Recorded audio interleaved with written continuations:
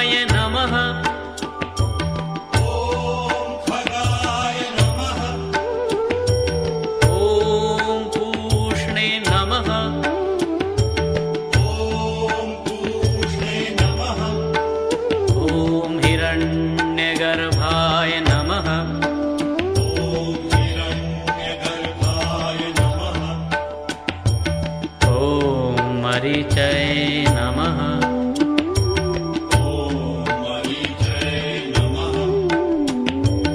ॐ आदित्याय नमः।